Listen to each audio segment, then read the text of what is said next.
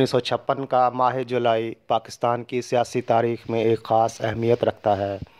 اس مہینے میں وزیر اعظم چودھری محمد علی کو ان کے منصب سے ہٹانے کے لیے سازشیں اپنے نقطۂ عروج پر پہنچ گئی تھیں اور وہ سیاسی طور پر تنہائی کا شکار ہو چکے تھے۔ اقتدار پر قابض رہنے کے لیے نت نئی ترکیبیں آزمائی جانے لگیں۔ ان میں ایک حربہ انتخابات کے التوا کا بھی تھا، جس کی سب سے زیادہ ضرورت سابق وزیر داخلہ اور اس وقت کے صدر major general retired Iskander Mirza محسوس کرتے تھے۔ اسکندر مرزا نے 1 یونٹ کی وجہ سے بے چینی کے ابھرتے ہوئے جذبات کو اپنے مقاصد کے لیے استعمال کرنے کا فیصلہ کیا تھا۔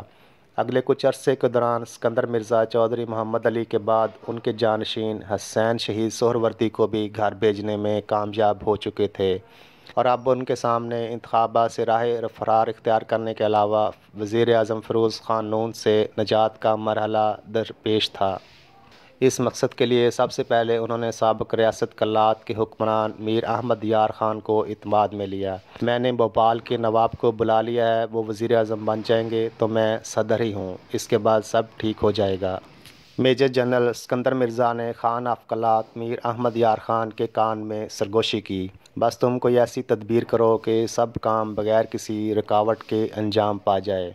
اور اگلی ہی صبح نواب آف بھوپال سر حمید اللہ خان پاکستان کے دارالحکومت کراچی میں تھے۔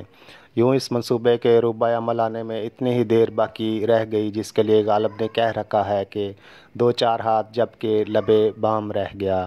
قوم آئندہ عام انتخابات کی منتظر تھی اور نوکرشاہی کے ذریعے ایوان اقتدار میں جگہ بنا لینے والے صدر مملکت اسکندر مرزا خطرہ محسوس کرتے تھے کہ ان بڑے رہنماؤں کے مقابلے میں ان کی دال آسانی کے ساتھ گلنے والے نہیں۔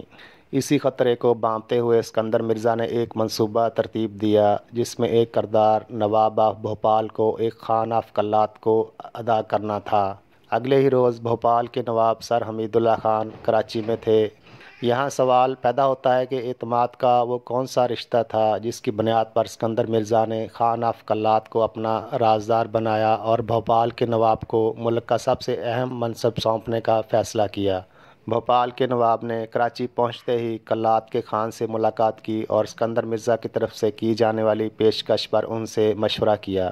اس ملاقات میں کلات کے خان اور بھوپال کے نواب کے درمیان ہونے والے مکالمے کی تفصیل بھی ان سائیڈ بلوچستان میں ملتی ہے۔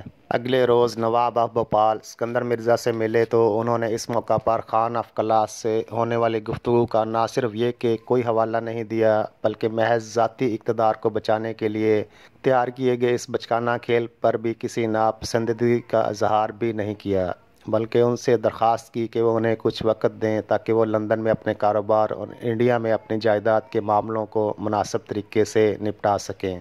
نواب آف بھوپال کی انڈیا روانگی سے اگلے روز خان آف کلات اور اسکندر مرزا کے درمیان ملاقات ہوئی جو 3 سے 4 گھنٹے تک جاری رہی۔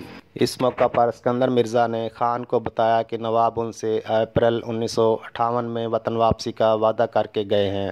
اسکندر مرزا نے شبہ ظاہر کیا کہ معلوم نہیں کہ وہ آتے بھی ہیں یا نہیں، جس پر خان آف کلات نے انہیں تسلی دی۔ پاکستانی سیاست کی سنسنی خیز اور ڈرامائی کہانی کا انکشاف خان آف کلات نے اپنی کتاب میں کیا جو 1975 میں شائع ہوئی۔ یہ تمام واقعات چونکہ صرف 3 شخصیات کے درمیان تھے اس لیے ان واقعات پر خاموشی کا پردہ پڑا رہا۔ نواب آف بھوپال نے تو اسکندر مرزا کے منصوبے سے دوری اختیار کر لی لیکن اسکندر مرزا اپنی خواہشات پر قابو پانے میں ناکام رہے۔ اپنے منصوبے کے عین مطابق انہوں نے مارشل لا بھی نافذ کیا لیکن وہ اپنے ہی بچھائے ہوئے جال میں پھنس کر رہ گئے۔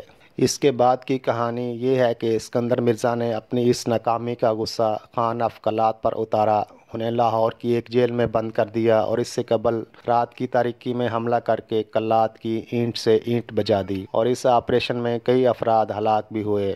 خان آف کلات پر الزام تھا کہ وہ بلوچستان کو پاکستان سے علیحدہ کرنے کی سازش میں مصروف تھے۔ ڈاکٹر محمد وسیم اسکندر مرزا کے الزامات کو مسترد کرتے اپنی کتاب پولیٹکس اینڈ دی اسٹیٹ ان پاکستان میں ان تمام واقعات کو مارشل لا کے نفاذ کا بہانہ قرار دیتے ہیں۔